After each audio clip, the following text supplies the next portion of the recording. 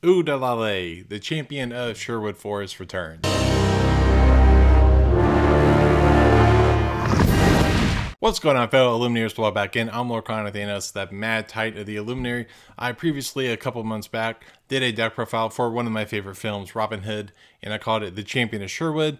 And in today's video, we are going to be updating that now that Azurite Sea is out, and I call it The Champion of Sherwood Returns.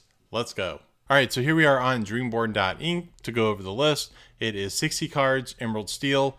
It comes in at $142, so not terrible, and 17 non-inkables, as we can see here. It's a little high, but it is steel and emerald, so that's going to happen. But let's go ahead and check out that list. So we have 36 characters, starting off with 4 copies of Little John Camp Cook and Robin Hood Beloved Outlaw. Obviously, we need these to get started, and they are also going to be our major shift targets. Then we have 2 copies of Robin Hood Archery Contestant. So I like this guy a lot because when you play him, if your opponent has a damaged character in play, you gain 1 lore, which is what the deck is all about.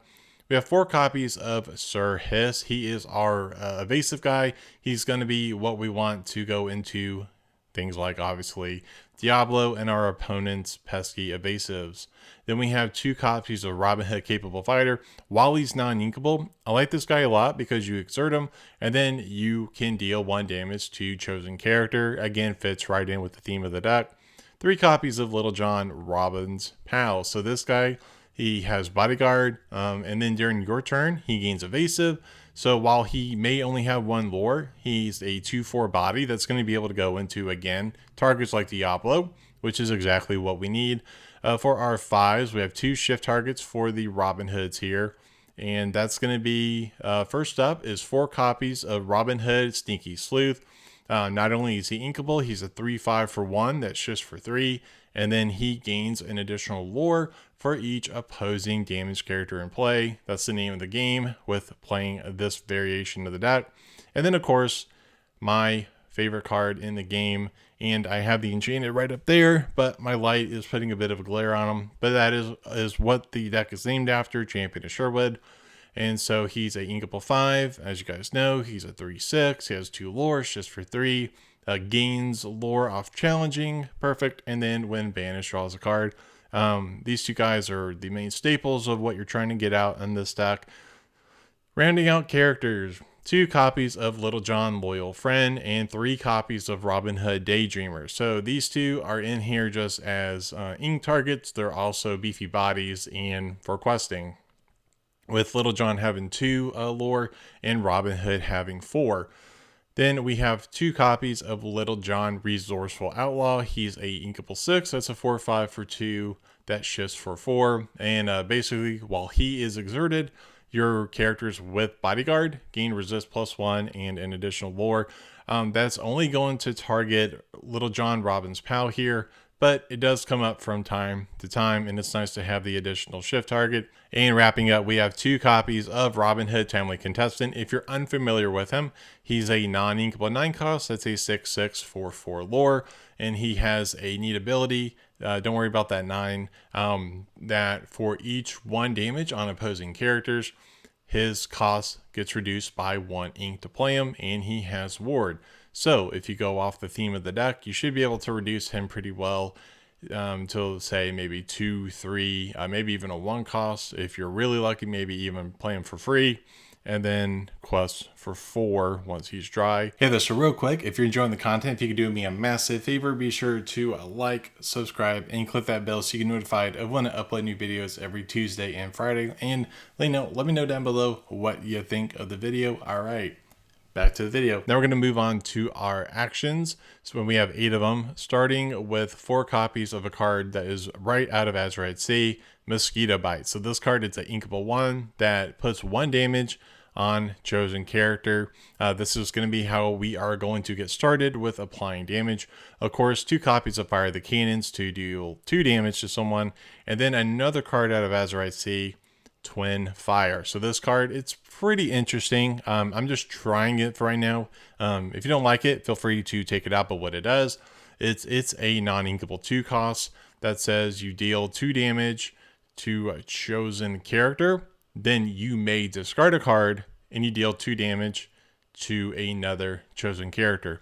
So while in terms of card economy, it is a -2 in your hand, you're dealing 4 damage to your opponent's character. So you could go like 2/2, obviously. And then that's going to help with cost reduction here. That's going to boost this guy. So there are reasons to run it, and it's been okay so far. Now let's move on to our songs. We have 10 of them, and we are running 3 Let the Storm Rage On and 3 Strength of a Raging Fire, 2 copies of And Then Along Came Zeus, and 2 copies of Grab Your Sword. As you'll notice, all the songs are about what? Dealing damage. You may be wondering, where is something like You're Welcome or We Don't Talk About Bruno? I originally had them in the list, but I wanted to focus on the theme of applying damage.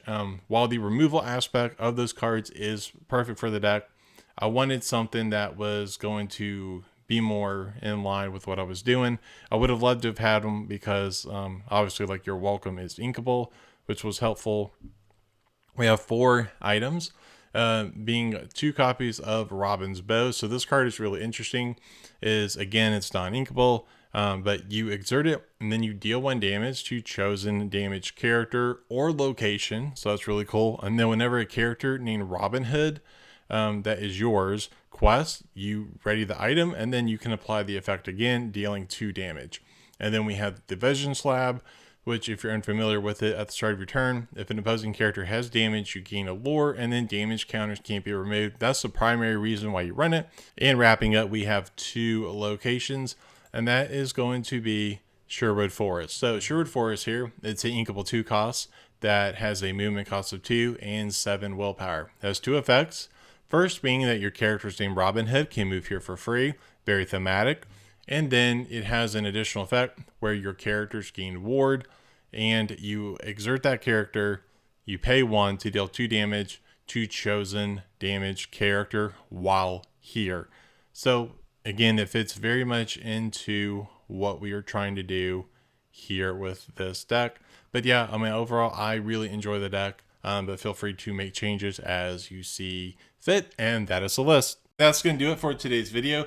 Be sure to give me one of these. It's super impactful and helping this video find other Illuminaires such as yourself. If you like the Lorcana content here on the channel and you want to see more, tighten smash that subscribe button and click that bell so you get notified of when I upload new videos every Tuesday and Friday.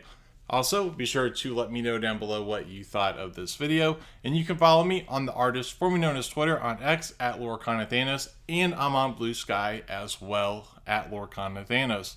Thanks for watching, and I think you might enjoy these. And remember, the hardest choices require the strongest wills.